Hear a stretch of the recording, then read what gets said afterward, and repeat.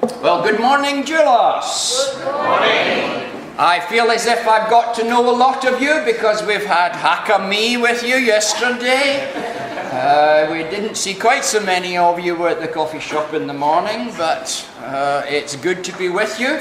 Let me particularly commend the male voice choir yesterday. It was a joy to hear the men of the church singing loudly for God. It was wonderful. Well, you've heard the introduction from Dorothy. I'm going to go straight to the passage, and you're going to get a good old-fashioned Presbyterian expository preach this morning. And I hope those of you that are here and those of you who are listening on the tape will be blessed by it. The title was given to me by Pastor Hugh, and I've enjoyed preparing this different passage to any time I've done before. And it's really very appropriate because we're coming up to Christmas. We had the mention that Jesus will be coming again, and I've got the middle bit. I've got the bit where we said together that Jesus suffered under Pontius Pilate. And we have a very interesting and marvelous insight into a very important part of Jesus' life. This is a very key passage in the life of Jesus. And it's on the way, on the journey, to the two key events of all history. Now, did you know that there's a new algorithm that's been discovered that looks into search engines as to who is the most searched person on the internet? Now come on, all you trendy guys and gals. Do you know who the most searched person in the internet is? And it is Jesus Christ. Well, I believe that the death and resurrection of Jesus from the dead are those two key events. Now, today, we're up very early in the morning, as it's described, something like 6 o'clock in the morning, just at dawn, and we are walking from the house of Caiaphas and Annas, and we are outside the palace of Pilate, or the residence of Pilate if you downgrade him a little bit. And we are going to look at 3 different categories of people in this short passage of 12 verses. So, let's have the first slide, please, and we will see, number 1, we're going to look at the Jews. Now, not all the Jews were against Jesus. All of the Jews were looking for a Messiah. They were looking for the man who was going to come and save the people Israel. However, these particular Jews outside Pilate's home were very much not considering that Jesus was the Messiah. They were waiting. They expected Jesus or a Messiah to come, but they had such a hatred of this guy Jesus of Nazareth, such a hatred, that they had blinded their eyes to the fact that he really was the Messiah for the Jews. Now, if you read the passage in other translations, it said it was the last watch of the night. So it might even have been dark by the time that they got there. And they'd had a long night already. They'd been arguing with Annas. They had been arguing with Caiaphas. And it had started in the Garden of Gethsemane at night. They had been up and down and back and forward. And the journey at the moment now was outside the governor's residence. Now, they didn't even want to go inside, and there seemed to be very pious Jews. They didn't want to be confused, they didn't want to be defiled, they didn't want to be contaminated by going inside the palace. They had to wait outside, or they would not have been able to take the Passover. So they were very religious people. But religion is not Christianity. These particular Jews were very pious in lots of ways, but they certainly didn't think much of love and justice and mercy in their thinking. Well, I'm sure that Pilate was not best pleased to have to go outside to speak to this mob. And I doubt if he was greeted with the Milesian greeting. Have you taken your breakfast? That's good, you can laugh, that's fine. Their mood was not laughter, it was anger. They were angry with Jesus. They wanted rid of Jesus. They wanted to execute Jesus. But actually they couldn't do it. There were some real problems with that. Well, first of all, they weren't allowed to do it. The Jews had no right of capital punishment. That was reserved solely to the Roman governors.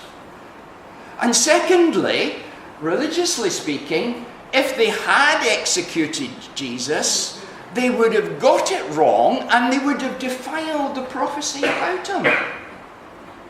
Because if they'd gone ahead and killed him, they would have done it under their own law and stoned him to death. But if they had done that, they would have broken the prophecy that Jesus had to be crucified. He had to be lifted up, not stoned. Well, it didn't stop them stoning Stephen to death. And if you want to know how horrible stoning is, read the version in Acts of the stoning, the martyrdom of Stephen. One word of advice, don't do it just before you go to sleep or you have terrible nightmares.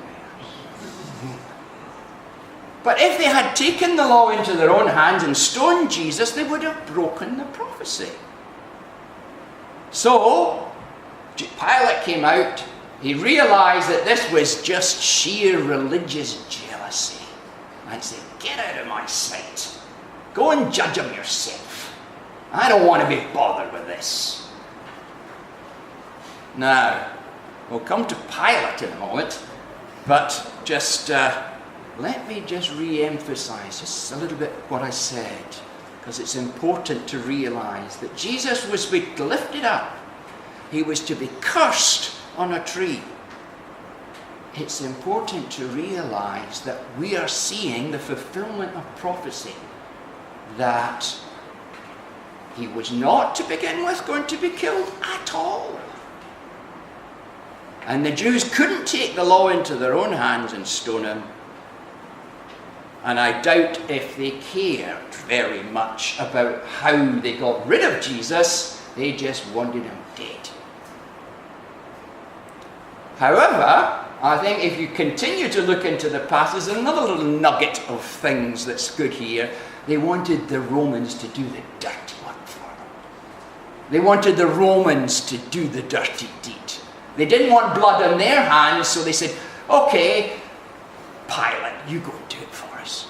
Kill Jesus, get rid of this usurper. They didn't want blood on their hands. Well, it's not actually in this passage, but we'll see in a slide, and maybe we can bring the slide up with Pilate. What Pilate does? Can you remember? Pilate doesn't want blood in his hands either. So he washes his hands of Jesus' blood and puts it back, right back, onto the Jews. Well, I think the Jews continued to argue with themselves quite a lot. And then Pilate went back inside. Now, Pilate was a Roman. Pilate was a governor. He was appointed. He wasn't all that good, and he's never been forgiven for what part he had to play in this wonderful story, but he certainly didn't come out with much credit. He was the upholder of the justice, the law of the Romans, and indeed, the moment really he saw Jesus, he very quickly concluded there was nothing really that he deserved death for. So he said, go away, go and do it for yourselves. You decide, it's about your law, you decide what to do about Jesus of Nazareth. Well, he then turned on his heel, he walked back inside his residence and called for the Roman equivalent of coffee and toast, or me, or whatever it is you have for breakfast, and he called for Jesus to come. And he wanted to examine Jesus in a way that was actually quite fair. He wasn't prepared to condemn Jesus without hearing what Jesus had to say. And he got a big surprise. Because he got someone that he didn't really expect. Because suddenly, the Son of God was there. Suddenly, Pilate realized, hey, this is a special person. And his preconception that he was going to be finding a brigand or a robber or some bad guy was very quickly dispelled. And then he realized this was much more than just a case of justice to be dispensed. But we really have a very special person in front of him. And I think what he did is what I'd really encourage you to do now. And that is look into the face of Jesus and find anything that he is deserving of death for. And that's what Pilate did. He looked at Jesus and he looked at him and he suddenly realized this guy was innocent. He hadn't done anything wrong. And that really changed Pilate's attitude towards Jesus there and then. He suddenly got brought up short. I haven't got a criminal. I've got a special person. And what was his reaction then? He really started to get worried. What is this guy? Wait a minute, this is not a criminal. This is the guy on whom God really resides. And so he became more and more alarmed. So, off we go back outside to the Jews. And he said, I find no reason to put him to death. I'm going to release him and set him free. And unfortunately, they didn't like that much at all. And he started to shout at him and criticize him and just generally say, no, we want him dead, crucify him, execute him, kill him. But then we have a very interesting witness statement from Pilate about Jesus. Well, he's always had a bad press, but here we have a remarkable insight into him as a judge. And he was at least impartial. He at least had no axe to grind. He wasn't a Jew. He didn't care about the law. He wanted peace and quiet. But the prophecy that an innocent man would die for his people, and not only would he die, but he had to be crucified, the cruelest death imaginable, was prophesied hundreds of years ago, and it had to be fulfilled. Pilate had the power of life and death over Jesus, the man who was accused of being king of the Jews. So at least for a while, Pilate did everything he could because he wanted to give Jesus life. And he publicly said, I'm going to set him free. I find nothing wrong with this Jesus. It's all you. I judge that he's innocent. And that's quite important to say. This is the real proof by the judge Pilate. Jesus was an innocent man. And Pilate wanted to let him go. But the mob did not. They howled at Pilate and said, no. So, back we go again. Outside the wall of the residence, and for another exchange with Jesus. By this time, Pilate was really quite concerned, because how was he going to get through this particularly difficult problem? And what we have is a word duel. In other words, what I'm saying is we have Pilate on one side and Jesus on the other, and in Star Wars term, they get a lightsaber each and they fight, And they go all the way down one side, and then all the way back again, and then all the way down one side, but they only use words, not lightsabers, because we haven't got them yet. They haven't been invented. The point about good versus evil is still the same. That's still the same. God has the ultimate victory. But I do wonder how Satan's allowed to make so much mischief on the way to the ultimate victory.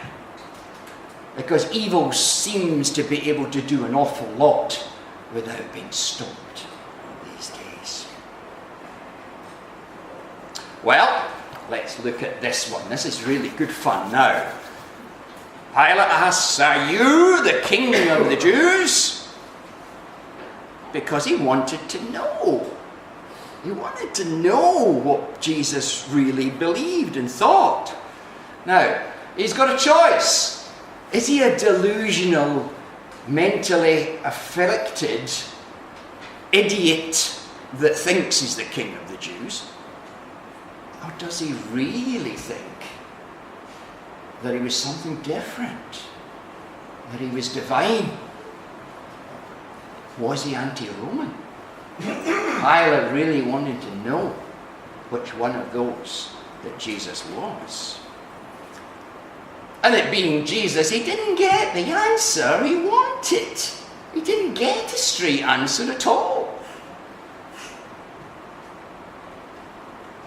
He answered Pilate with a question. And the question made Pilate very angry. Because he said, is this your idea? Or did someone tell you? Pilate didn't like that. And then he went back and he said, well, am I a Jew that you want to convince? Because you're wasting your time here, sonny. I'm not going to be convinced by this kind of nonsense. So he said again, all right, answer me this question. What have you done?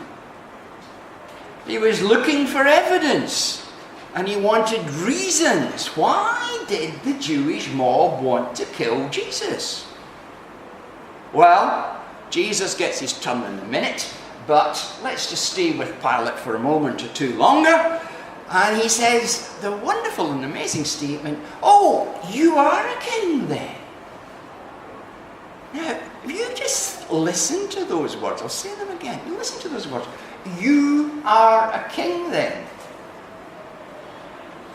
Now you take that just literally that Pilate said, here is proof Jesus was a king.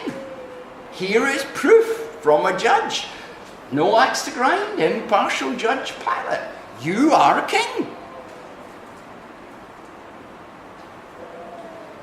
Well, it's interesting that later, what did Pilate write above the cross?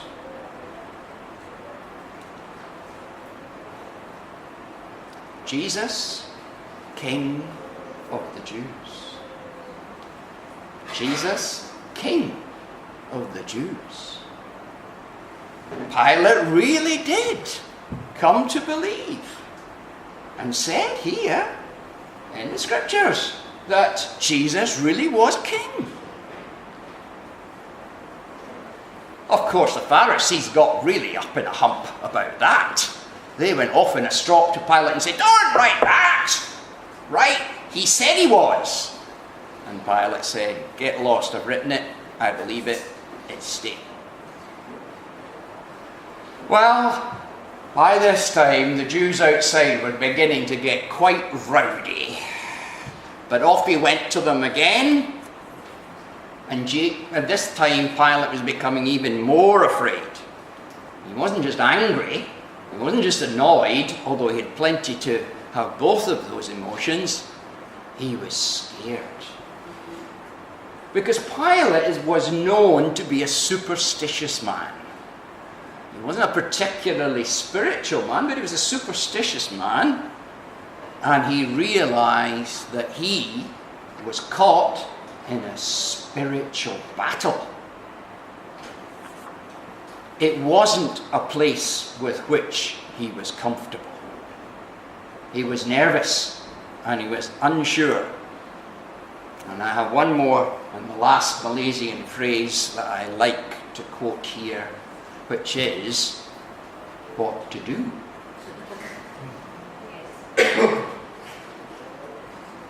And that was the dilemma.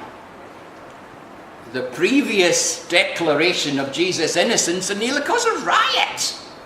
So how does he get out of the problem? Well, we have another quite difficult verse, but Pilate now says, what is truth? What is the truth of this situation? I don't know. I can't find a basis of a charge against him. So he says, shall I release Barabbas? Well, we all know the answer.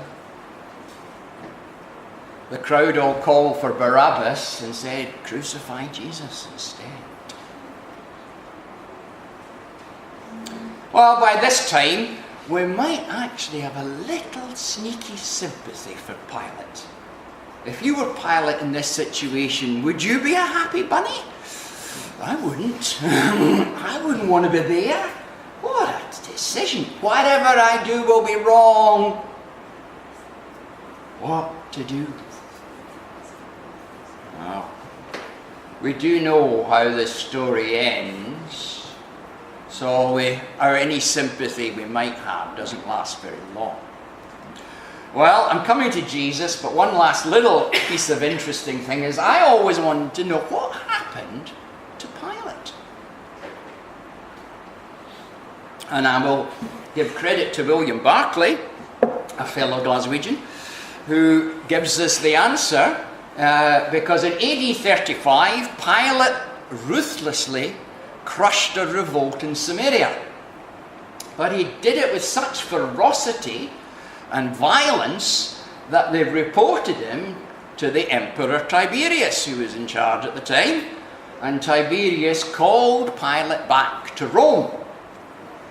And on the way, while Pilate was returning to Rome, Tiberius died.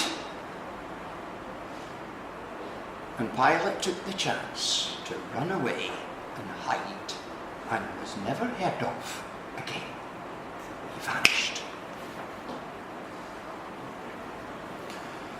Well, the most important person in this story is, of course, Jesus. So let's come and give Jesus the pride of place that he deserves. Now, if you want an exemplar of how to cope with huge pressure, follow Jesus in this story and follow his example. He'd had a really terrible night with the Jews, the high priest's father. The difference was that the Roman governor really had the power of life and death over Jesus. Or did he? Or did he? Because Jesus said to him, you'd have no power at all unless God gave it to you.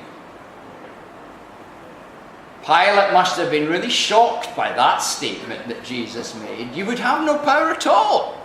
All you have is what God gave you. Now the thing was that Jesus knew what was coming. He told us what was coming. He expected what was coming to be very tough. But he found courage and strength and faith in God to see him through. Now had Jesus said, Pilate, I'm innocent. Pilate, I want to go free. And I'll go back to Nazareth and I'll be a good boy, I think probably Pilate would have sent him. I think probably Pilate would have sent him. But I don't know, it's speculation, I accept that. And the reason it didn't happen was because it was not God's plan. Jesus was part of God's plan. And the bit in front of Pilate was part of God's plan. Now, Jesus had already fought the powers of hell. In Gethsemane, all the forces of hell and darkness and demons had come against Jesus and said, don't do it, Jesus. Stop, Jesus. Forget it. And Jesus said, go away. This is my destiny. I have to do it. Well, Jesus answered Pilate and he said, you say that I am king. Well, there's a statement.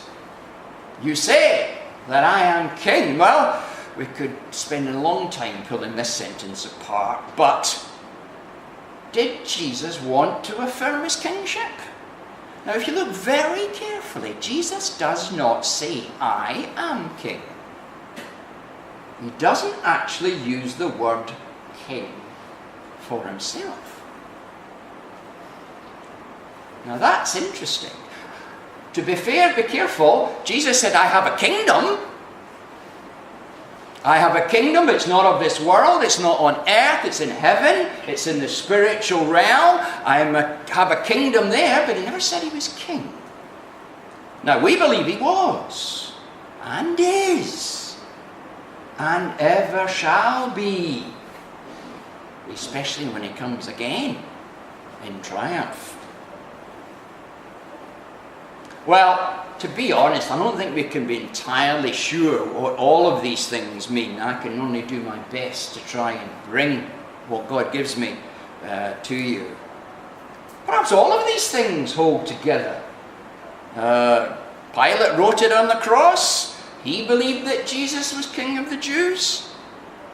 Now other people differ. And I'm sorry to say that today they still do. They don't see Jesus as a king.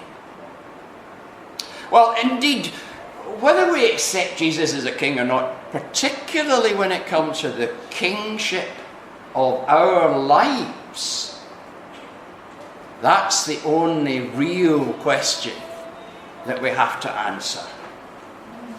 Now, can you answer the phone, please?